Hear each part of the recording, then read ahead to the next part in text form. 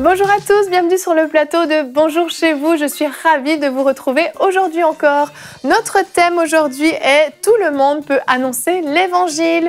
Et nous commencerons comme chaque jour avec la pensée du jour. Et aujourd'hui, c'est Jérémy qui va nous la porter. Et ensuite, nous aurons la rubrique famille avec nos invités, le pasteur David Terry et son épouse Sylvie qui nous parleront comment les enfants ne sont pas un obstacle pour notre service pour Dieu. Voilà, vous connaissez le programme. Je vais rejoindre les chroniqueurs.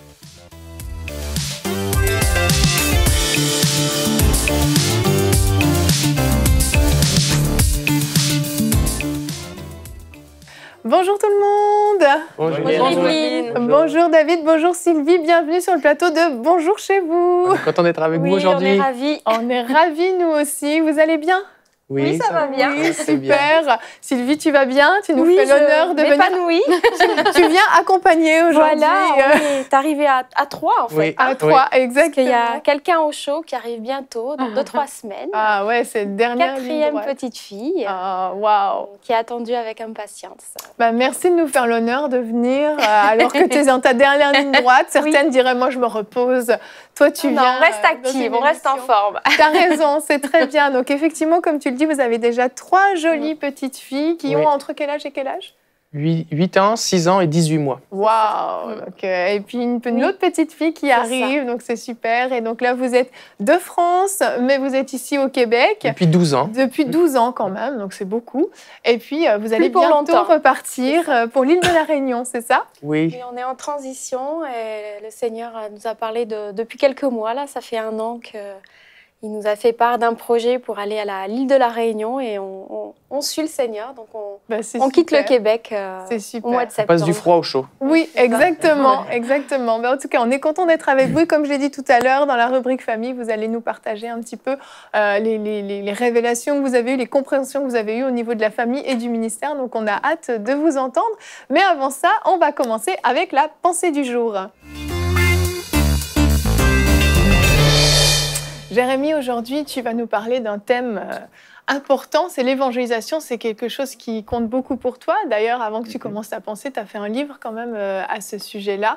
Et le Seigneur t'a dit de lever une armée d'évangélistes. Peut-être tu vas en parler dans ta pensée. Donc, c'est quelque chose qui est important pour toi. Et avant que tu commences, je veux quand même préciser que tu es quelqu'un qui évangélise énormément. Donc, tu es bien placé pour parler de ce thème. Donc, on va t'écouter. Merci Evelyne. Donc, tout le monde peut annoncer l'évangile. Des fois, il y a des choses qu'on oublie facilement dans notre vie. On est là au quotidien et des fois, dans certaines capitales, les gens sont tellement occupés qu'on ne regarde jamais au ciel. Peut-être ça vous arrive. Il y a même certains pays où vous ne pouvez même pas regarder au ciel tellement il y a de la pollution. J'ai un ami qui habite en Chine et il ne voit jamais le ciel parce qu'il y a tellement de pollution. Et des fois, il y a des choses comme ça qui sont tout le temps là avec nous, mais on oublie. Et l'une des choses qu'on oublie des fois en tant que croyant, c'est d'annoncer la bonne nouvelle de l'Évangile.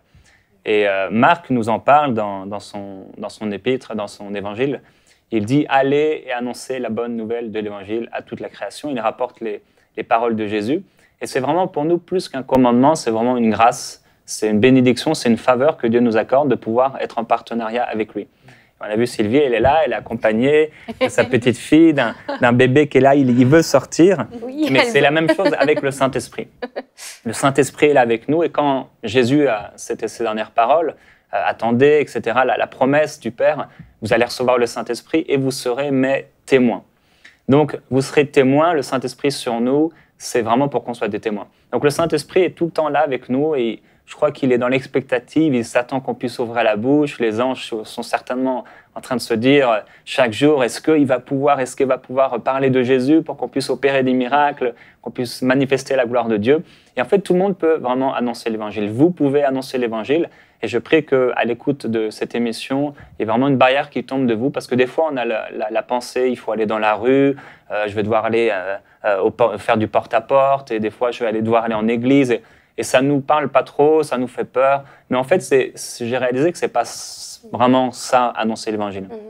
Il y a des activités qui peuvent être faites, mais on peut devenir simplement des témoins. Donc, dans ma vie quotidienne, dans les magasins, au travail, je peux annoncer l'Évangile dans la rue, oui, certainement, dans les occasions que Dieu me donne.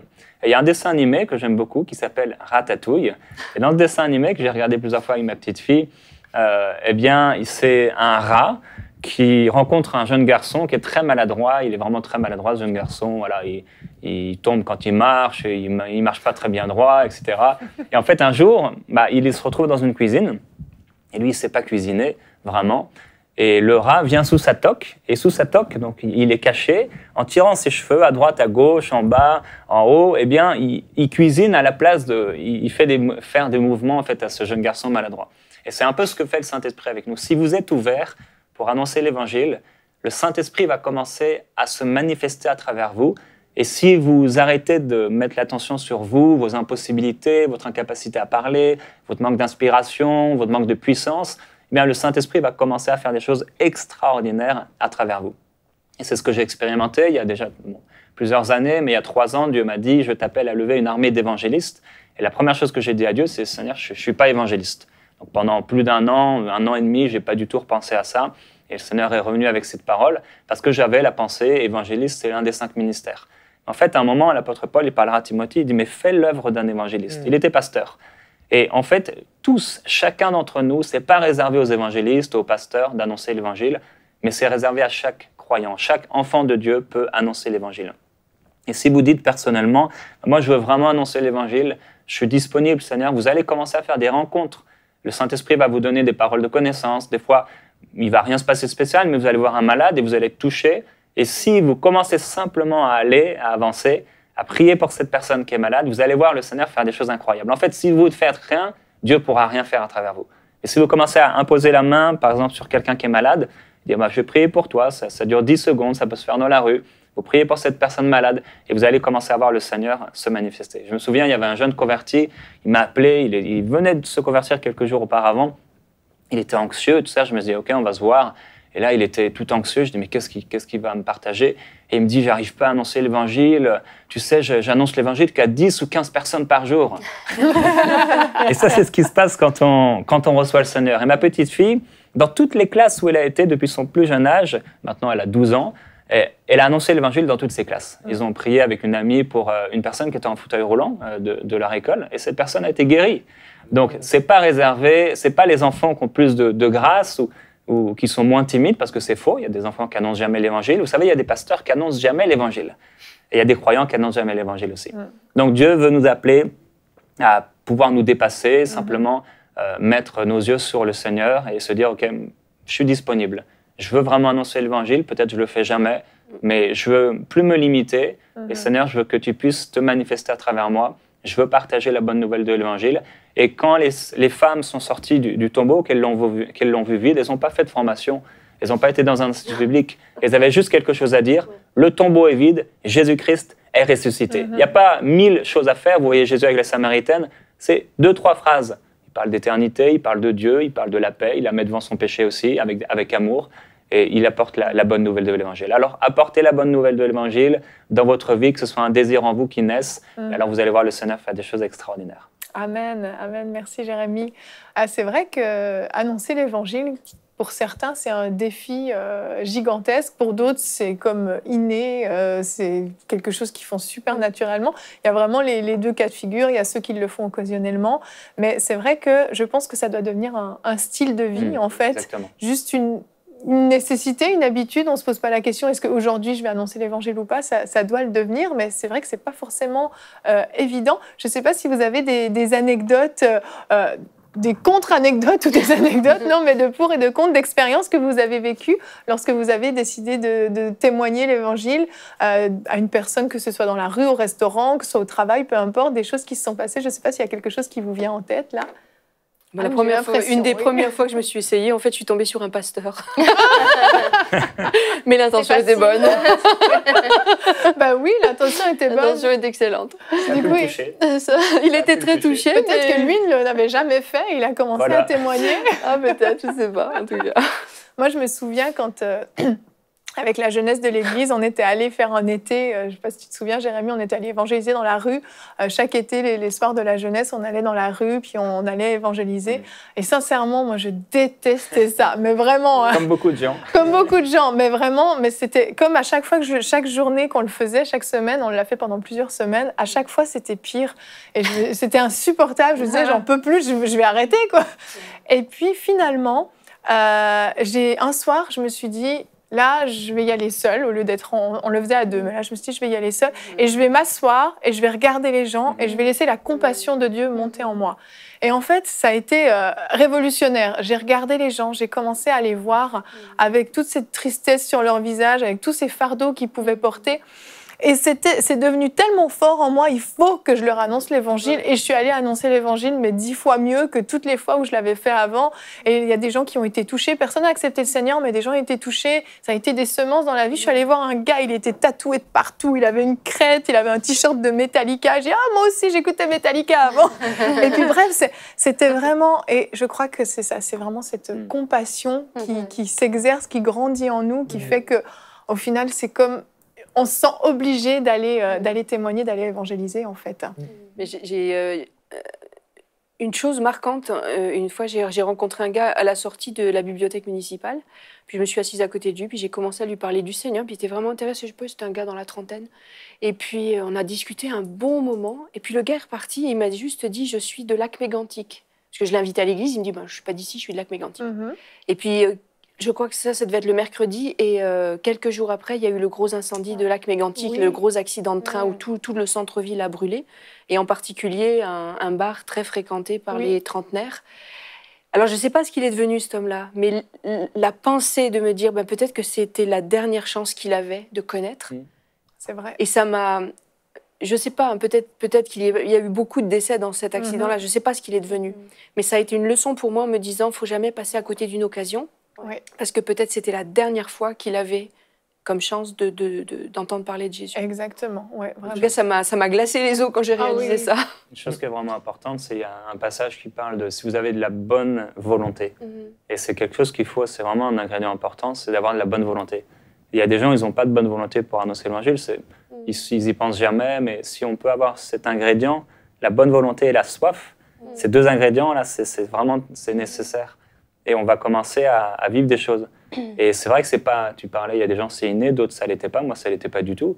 Personne m'a appris à annoncer l'évangile. Je le dis souvent, aucun de mes pasteurs ne m'a amené dans la rue avec lui. Mais je voyais, je lisais dans les évangiles, dans Marc, annoncer l'évangile, ça paraît tellement clair que c'est la parfaite volonté de Dieu pour nous. Je dis, il faut que je change, Et là, j'ai commencé à prier, à demander à Dieu la hardiesse. Et faites cette prière à la maison, si on peut prier comme ça, si on se sent intimidé, craintif, Seigneur, donne-moi ta hardiesse. Et à ce moment-là, il va nous rendre vraiment audacieux comme un lion. Vraiment, Et on se retrouve à parler avec des gens, n'importe qui. Et en fait, les gens sont ouverts. Partout, j'entends des gens qui disent « Oh, ma ville, c'est la plus dure, mon pays, c'est le plus dur. » Mais partout où j'ai été, j'ai vu des gens ouverts. Même j'ai parlé dernièrement des musulmans, ils étaient ouverts. Je leur dis « Qu'est-ce que vous vivez avec Dieu? C'est intéressant, je m'intéresse à votre foi. » Une des femmes, elle me dit, ça se voit pas. Et elle me montre comment elle était vêtue. Elle avait son gros voile, etc. Et je dis, ok, c'est ça que ça vous apporte la religion, avec beaucoup de respect, d'amour et tout ça. On rigole avec eux. Et elle me dit, oui, ça ne m'apporte pas grand-chose. Et là, on peut leur apporter, moi, ça m'apporte la paix, c'est une expérience, c'est une intimité. On n'est pas là pour apporter la religion ou l'Église ou je ne sais pas quoi, ou Dieu.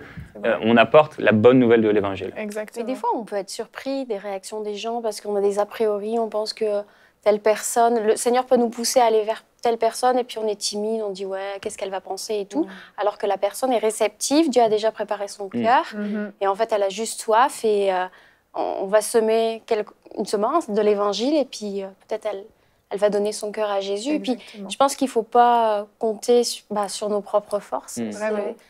Comme tu l'as dit, le Saint-Esprit nous a été donné pour être des témoins efficaces. Et si on est timide ou si on trouve qu'on n'a pas la parole facile, ou qu'on se met des barrières ou des obstacles. Est-ce que je vais savoir répondre aux questions? Est-ce que je connais toute la doctrine biblique, ceci, cela?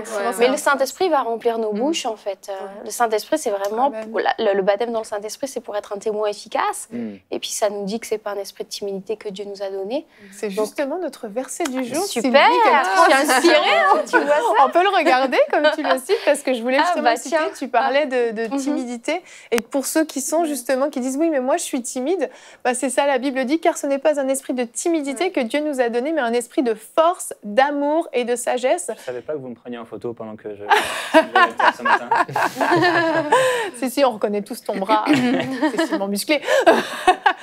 et je trouve ça intéressant de voir la force l'amour et la sagesse. Mm. C'est vraiment les ingrédients dont on a besoin pour aller témoigner. Il faut de la force parce qu'il faut ce courage, cette audace en fait pour oser se lancer. L'amour parce que sans amour en fait on va pas aller.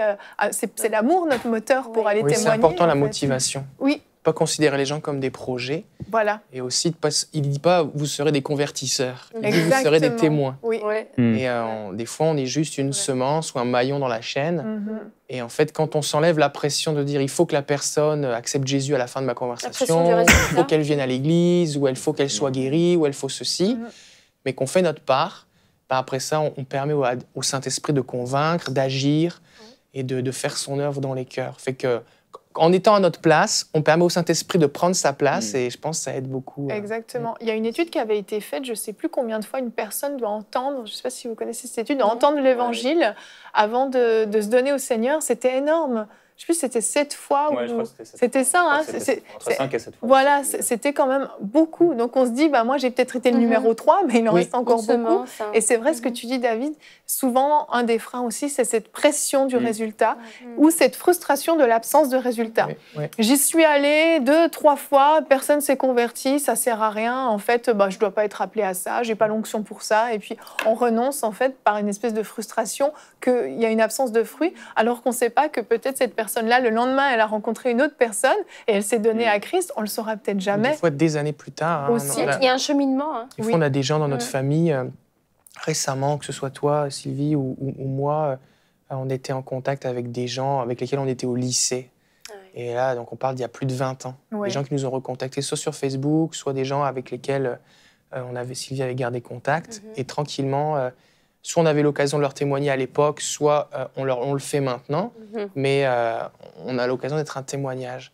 Fait que la vie des gens aussi, elle a une durée. Hein. Des fois, il y a ces opportunités, comme tu parlais de cette personne au lac Mégantic, qu'on ne sait pas. Des fois, on a ce sentiment d'urgence et c'est pour ça qu'on veut mettre la pression, on veut forcer les gens. Mais on ne peut pas forcer les gens à se convertir plus que nous, on nous a forcés à l'être. Hein. Non, c'est ça. Les gens doivent être libres de le faire. C'est vrai qu'il faut se souvenir de notre propre histoire aussi. Oui. Hein. Oui. Et donc, l'idée qu'on veut aimer la personne, qu'elle se sente aimée, et puis l'accompagner. Puis des fois, les gens vont faire juste vont faire un pas vers Dieu, mais il y en a encore d'autres à faire. Oui. Mais soit ils auront l'occasion de nous rencontrer encore, faire d'autres pas, ou alors de rencontrer d'autres personnes. Tout à fait. Je pense que ça aide. Exactement, C'est ouais. vraiment l'amour l'important. On voit Jésus, il n'était pas là pour convaincre les gens, il leur faisait du bien. Oui. Il les guérissait, il pourvoyait leurs besoins, Oui. il leur montrait de l'amour, rejetait, il s'abaissait pour eux, il était avec les gens de mauvaise vie, il les aimait. Il était qui il était. C'était pas je dois le faire, c'était je suis simplement et j'aime. Tout à fait. Ouais. On va terminer ce petit temps de discussion avec notre citation de la semaine, qui est une citation de Smith Wigglesworth. Je ne sais pas si je le dis bien. Très bien. C'était bien. Très bien. C'est bien. Yeah, je l'ai eu. C'est vrai que c'est difficile à dire.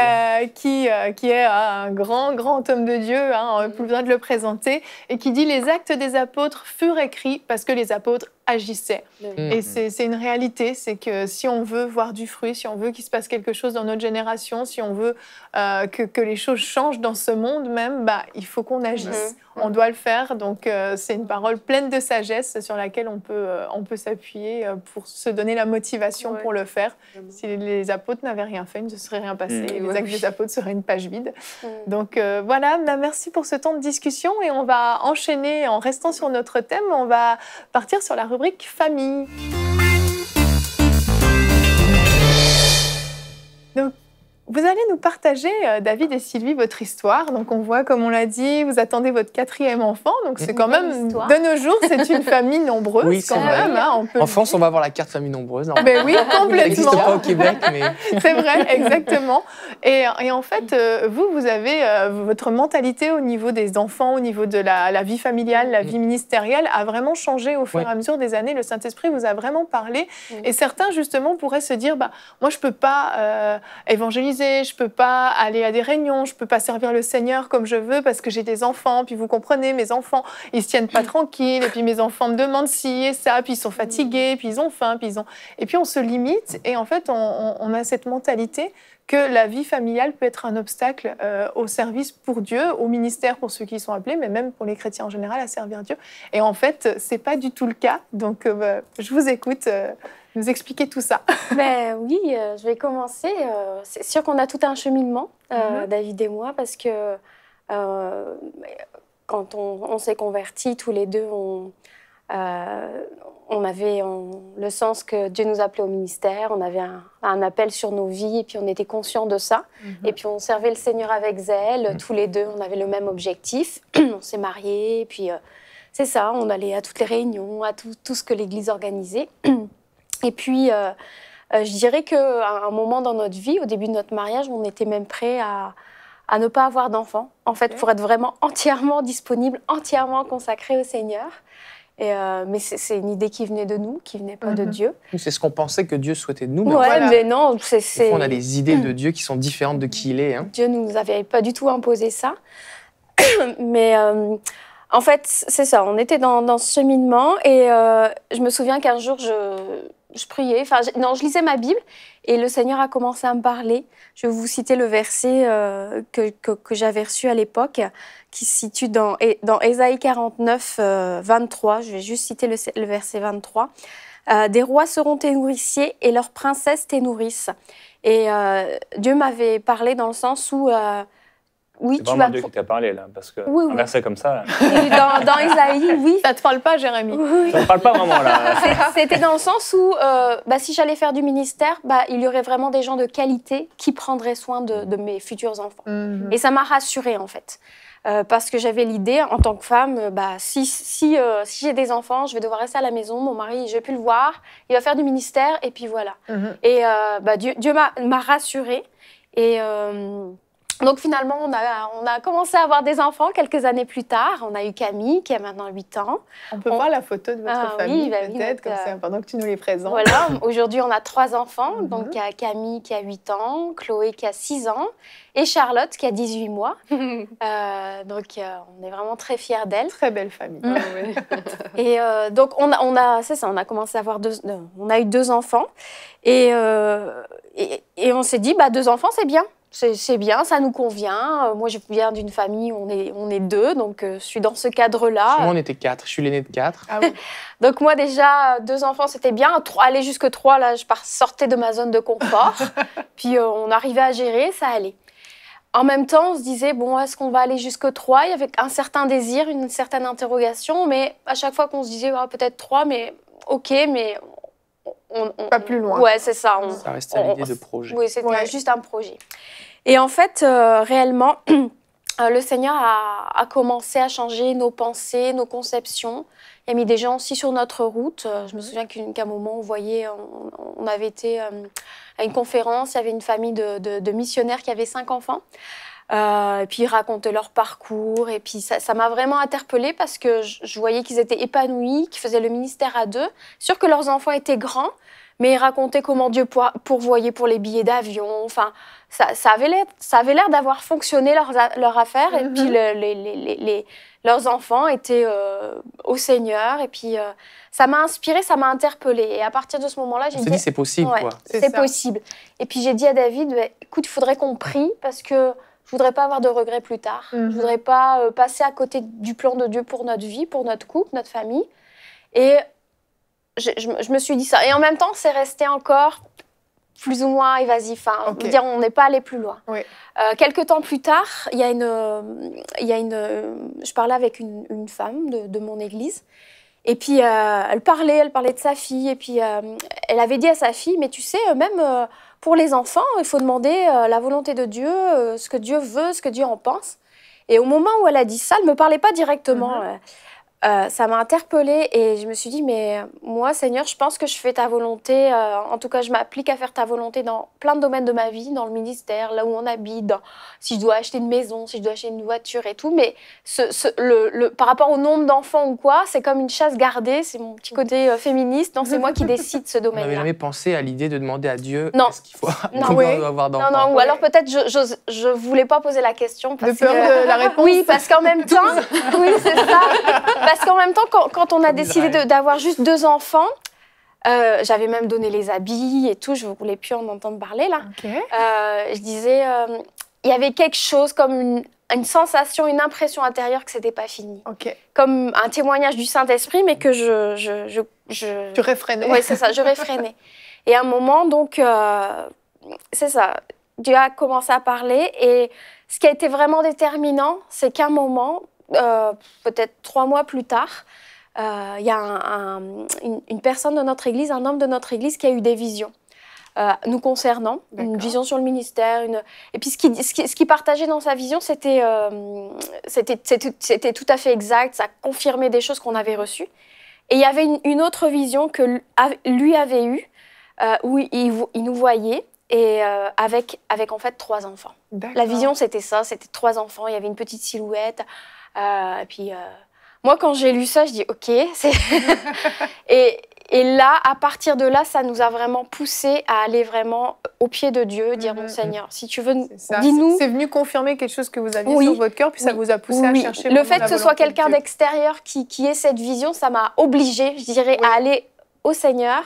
C'était pas le fruit de mon imagination, là, c'était quelqu'un qui l'avait reçu pour nous. Et puis Dieu a commencé à nous parler. On a appris à entendre la voix de Dieu, tout ça. Et il nous a dit qu'avoir un 3e enfant, parce qu'à l'époque c'était 3e enfant, ce serait une bénédiction, ce serait une source de joie pour notre famille. Et en même temps, il nous laissait libres. Oui, c'est ça. Il y avait vraiment cette notion de liberté. Oui. Et ça, c'est aussi important. On n'est pas en train de vous parler ici qu'il y a une règle. Voilà, si tu veux aller au ciel plus vite, voici le nombre d'enfants qu'il faut que tu aies. Tout à fait, c'est bien. Mais il y a cette notion qu'il a élargi notre perception, notre compréhension. Et il nous présentait qu'il y avait plus qu'il voulait nous donner, mais il fallait qu'on collabore avec lui. Oui.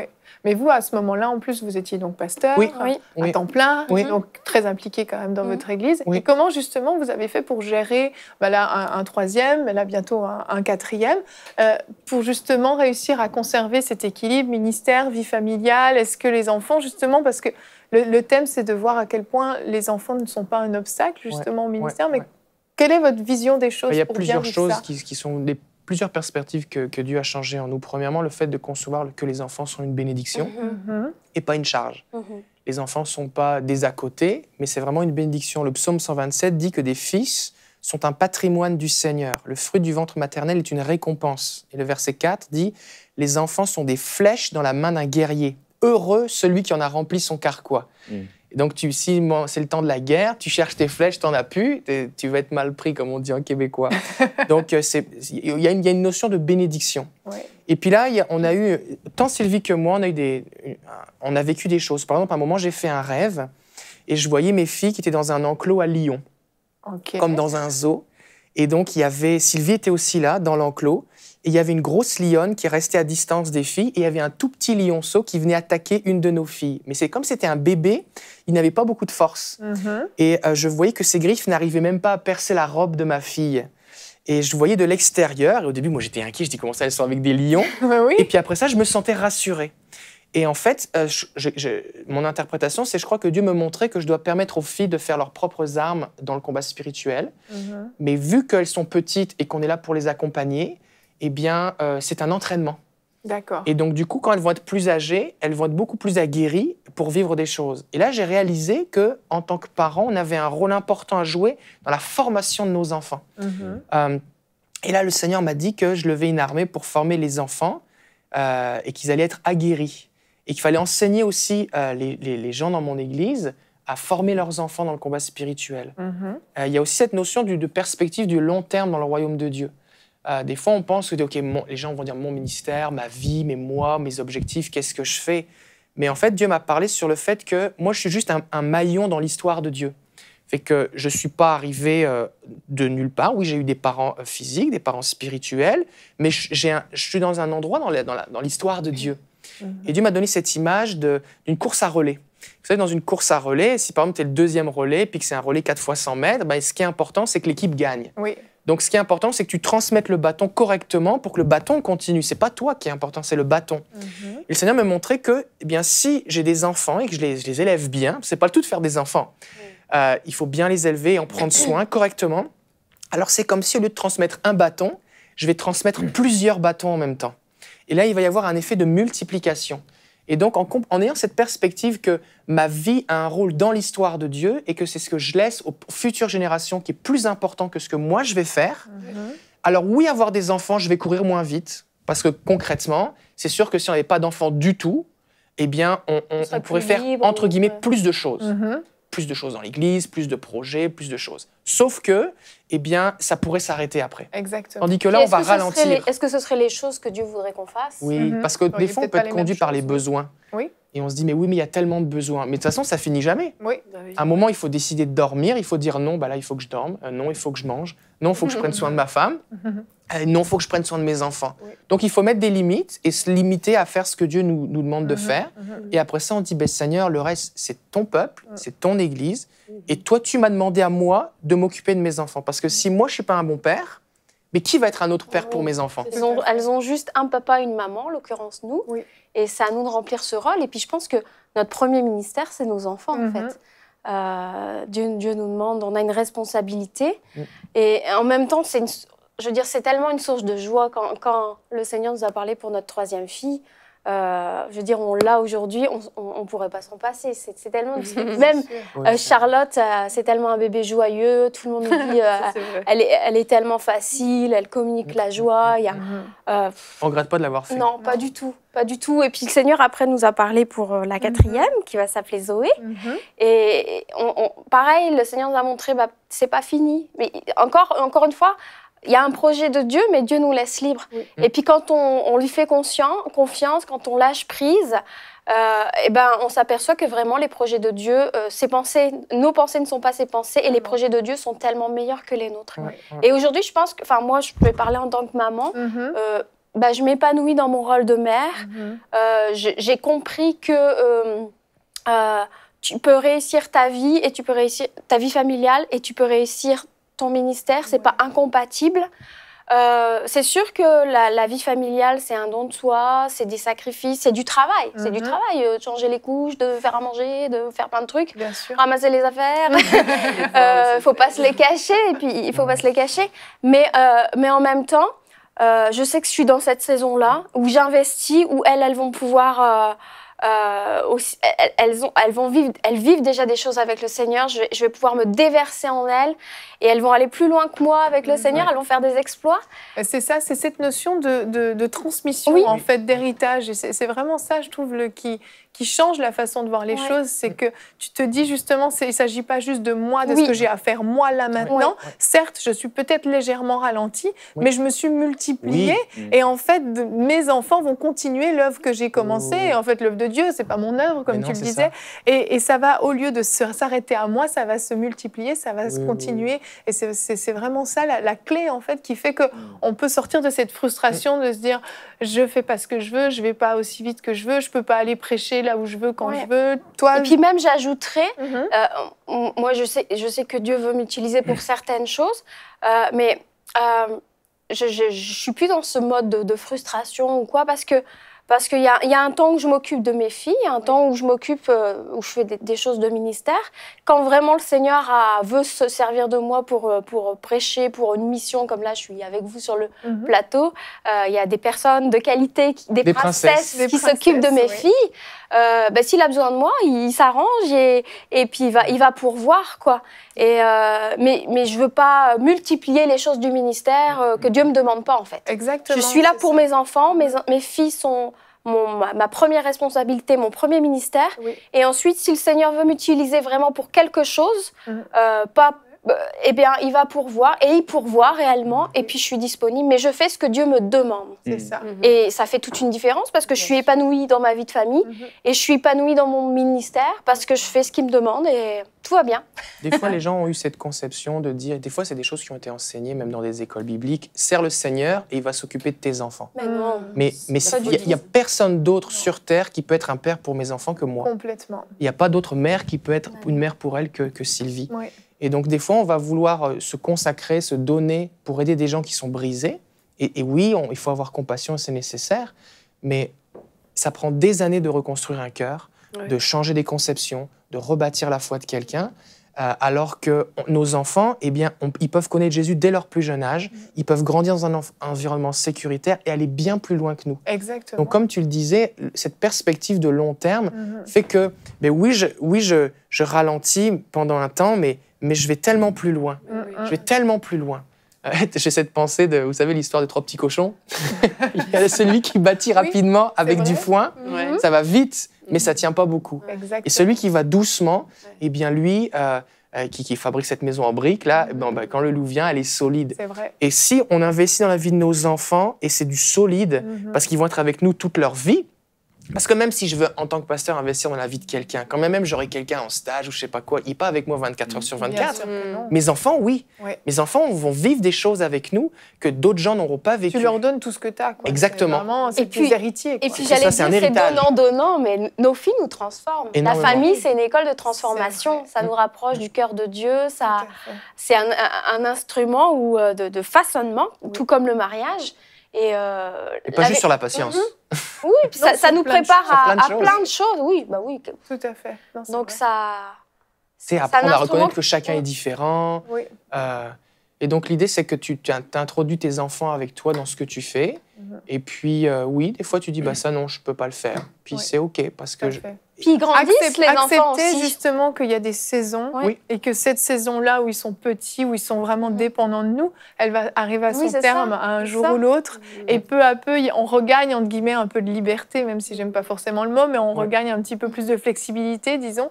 Et puis peu à peu, mais c'est ça, c'est accepter que c'est une saison. Et rapidement, toi, Anne, parce que toi, tu as 3 enfants aussi, mais tu as aussi toujours une vision d'une famille nombreuse. Toi aussi, tu voyais les choses de cette façon-là, ça a toujours été une évidence pour toi. Moi, c'était une évidence. Quand j'ai commencé à être mère, j'ai compris tout de suite la première leçon, c'est que Dieu me les confiait. Ok. D'abord, ils ne m'appartenaient pas, Mhm. mais c'était Dieu qui me les confiait pour que je fasse sortir le meilleur d'elles. Mhm. Et c'était vraiment une priorité de m'occuper d'abord de mes enfants. Je me retrouvais vraiment dans les propos de Sylvie, Mhm. parce que ça a été mon choix dès le début, puis tu ne pouvais pas m'en faire décoller. Pourtant, on a eu des pressions dans le ministère pour vraiment s'investir plus dans ci, dans ça. Et comme tu disais, David, les besoins sont énormes, il n'y a Oui. pas de limite aux besoins. Mais notre première responsabilité, ce sont nos enfants. Tout à fait. Et je crois que c'est irresponsable de ne pas investir dans nos enfants et de penser que d'autres vont pouvoir investir ce que nous, on n'investit pas. Exactement. Et j'avais lu, c'était pas un chrétien qui avait dit ça, c'était un auteur à succès de livres de régime, de régime alimentaire. Donc, vous voyez, on est loin du compte. Mais il avait dit qu'il se désolait de cette génération où on mettait les enfants en élevage en batterie. Ouais. Et l'image m'avait frappée, je m'étais dit, mais c'est exactement ça qui se passe. On est dans une génération qui fait des enfants pour son épanouissement personnel en priorité et non pas pour transmettre un flambeau, comme disait David. On est une génération qui a une mentalité de cul-de-sac. Oui. On a une mentalité où c'est nous la dernière génération, donc on va s'épanouir. Il y a on beaucoup va- d'égocentrisme, en fait. beaucoup d'égocentrisme, et la personne la plus importante, c'est moi. Voilà. Mon épanouissement, Mon épanouissement. personnel. Ouais. Donc on va faire des enfants pour s'épanouir soi-même, pour se réaliser en tant que femme. Non, non, Dieu nous confie des enfants pour qu'on investisse en eux, parce qu'il y a un passage de relais. C'est ça. Et si on est là aujourd'hui, c'est parce que depuis des siècles, il y a eu un passage de relais. Tout à fait. Donc, Et, il faut- et d'ailleurs, toi Ouais. tu l'as vécu. Tes 3 filles sont grandes maintenant. Ah Elles ouais, sont servent toutes adultes. les 3 le Seigneur. Oui. Et en fait, elles se sont répandues, elles ont fait grandir l'œuvre Ouais. de Dieu. Et c'est, tu Ouais. vois, l'investissement qui était Ouais. vraiment Oui. utile et efficace, Exactement. en fait. Vraiment, merci Seigneur pour toutes ces révélations, parce que je pense que c'est pas forcément le fait d'avoir beaucoup d'enfants, c'est Non. pas ça qu'on veut dire, c'est Non. la vision qu'on a Oui. juste, Oui. même si on n'a qu'un enfant, Oui. c'est pas un frein, c'est pas un fardeau, c'est un Exactement. investissement. Et si ça peut enlever la frustration dans votre vie, que ce soit vous en tant que papa, en tant que maman, vraiment gloire à Dieu, soyez libérés de ça. Ce que vous investissez dans la vie de vos enfants, c'est un fruit durable, c'est un Amen. fruit qui est efficace, qui est utile pour le royaume de Dieu. Donc ne soyez pas frustrés pour les choses que vous pouvez peut-être pas faire. Et comme l'a dit Sylvie, il faut faire ce que Dieu nous demande, mais pas ce que Dieu ne nous demande pas. Il ne faut pas aller trop vite, pas aller trop loin quand Dieu nous a juste dit, pour l'instant, c'est ta saison, prends soin de tes enfants. Donc merci à vous deux d'être venus nous raconter un peu votre histoire, votre vécu. C'était très enrichissant. Et on va vous retrouver demain. Demain, Sylvie, tu viendras nous apporter la pensée du jour. Donc Avec on va plaisir. encore vous revoir. Et je veux juste vous donner le résultat du sondage d'aujourd'hui. La question était, êtes-vous déjà allé évangéliser dans la rue ? 20% ont dit oui, je le fais souvent, 50% ça m'est déjà arrivé et 30% non, je ne l'ai jamais fait. Donc je suis sûre que les 30% vont disparaître après cette émission, que ce soit dans la rue, au restaurant ou ailleurs, peu importe. Mais vraiment, on a été encouragés à servir le Seigneur avec ou sans enfants, peu importe. Mais le Seigneur veut qu'on se rende disponible pour lui. Et puis, il est toujours fidèle et puis il nous rend il nous rend libre pour son service, peu importe la saison dans laquelle on est. Donc, merci à vous 4 pour cette super émission. Et on se retrouve demain avec un message d'espoir. Donc, Sylvie, tu vas nous apporter, comme je l'ai dit, la pensée. Donc, à tous ceux qui ont besoin de sécher leurs larmes, écoutez l'émission de demain. Le Seigneur a quelque chose pour vous. On répondra à la question, avez-vous déjà été consolé surnaturellement par Dieu? Je vous rappelle que notre sondage du jour est disponible sur le site enseigne-moi.com et sur notre page Facebook. N'hésitez pas à aller y répondre. Et voilà, je vous dis à demain et bonjour chez vous.